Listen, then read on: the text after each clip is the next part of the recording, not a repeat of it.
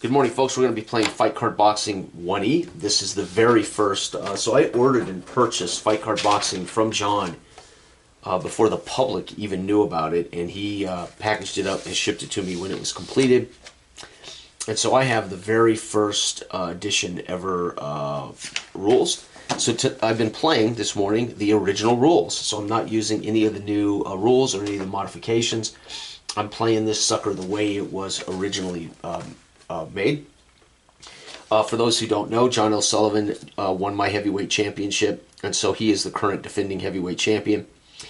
Bruce Seldon this morning just beat Trevor Berbick. Berbick had to retire due to injury. So Seldon wins the #1 ranking against #3 Berbick, and he will now get the shot at the title, as Seldon almost didn't survive round 1, as he took severe punishment from Berbick in the opening round. But he managed to hang in, come back, and Berbick had to retire due to injury. So we are now in a 15-round heavyweight championship fight. Fight Card Boxing. This is the absolute original rules before John made a tweak to it. I actually loved the game the way it was originally designed, so I play it both ways. But we're going to find out can John L. Sullivan, a man of his time from the 1870s to the 1890s, Sullivan fought when there was no limits. You fought until you quit, or until you were KO'd, or until you were, well, until you didn't get up, right? So Sullivan, of course, fought in a completely different style of pugilism.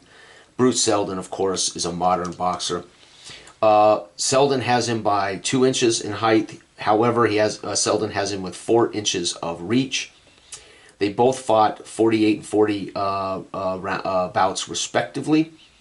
Bruce Seldon had 201 rounds and 36 knockouts in his career. Sullivan had 129 rounds and 31 knockouts in his career. And what's interesting about that is we know he fought in an era where there was no round limit. So 129 tells you that Bruce Sullivan must have wasted a lot of guys early, despite there were no round limits. And he had 31 knockouts out of 40 fights.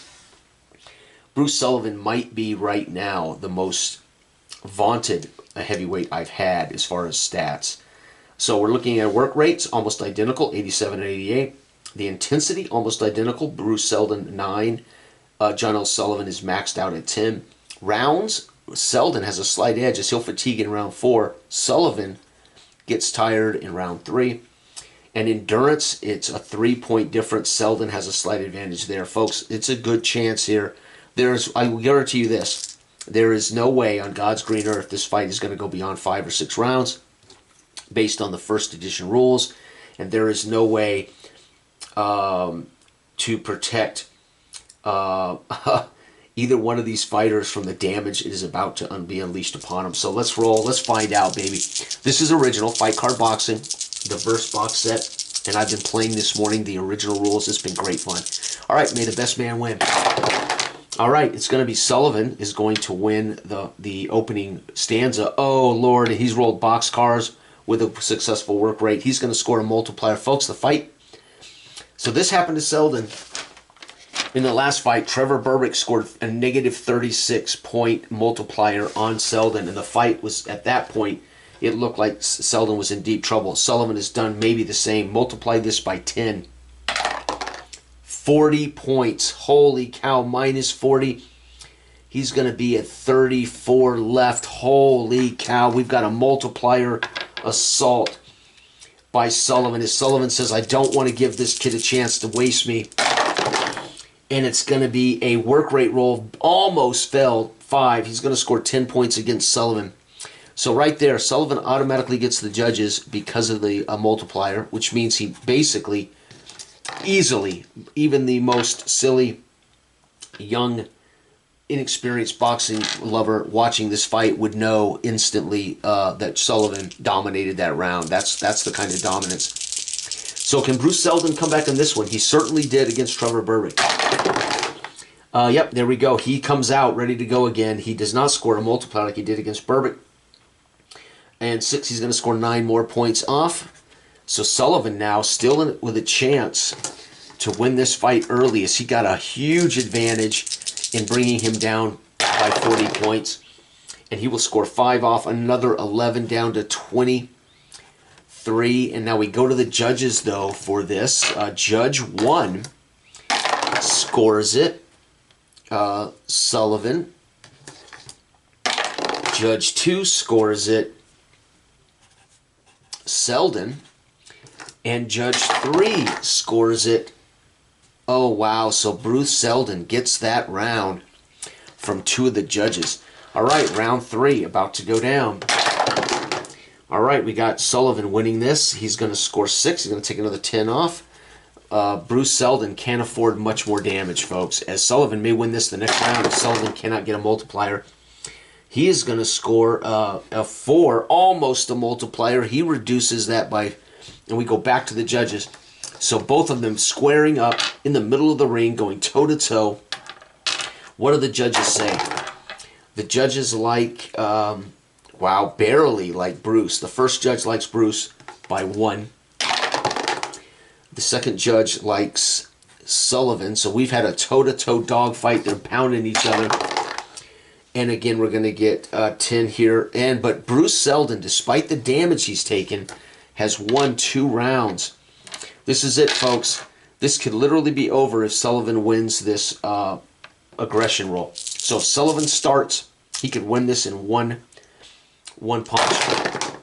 No, it's Sullivan. It is Sullivan 4, and it's going to be a multiplier KO. So this fight is going to be over, as we're going to multiply this by 10. If it's a 1 or a 2, it's over anyway. And 2, it's a straight KO. KO win by the champ, Sullivan.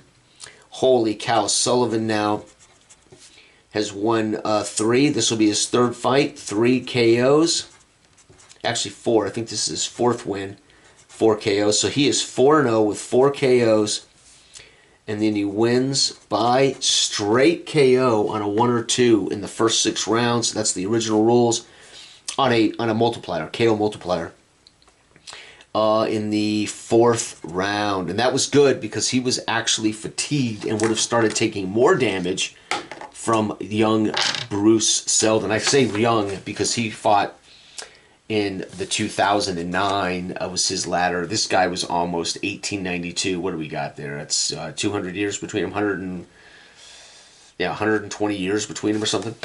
Pretty awesome. All right, so in these, again, continued universe, second title defense, our first title defense, Sullivan now has won 4. He's 4-0 with 4 KOs, and he has defended his title once. Brilliant. John L. Sullivan, as I said before, purely the most powerful heavyweight I've had yet holding my crown. And he may retain this crown for quite some time.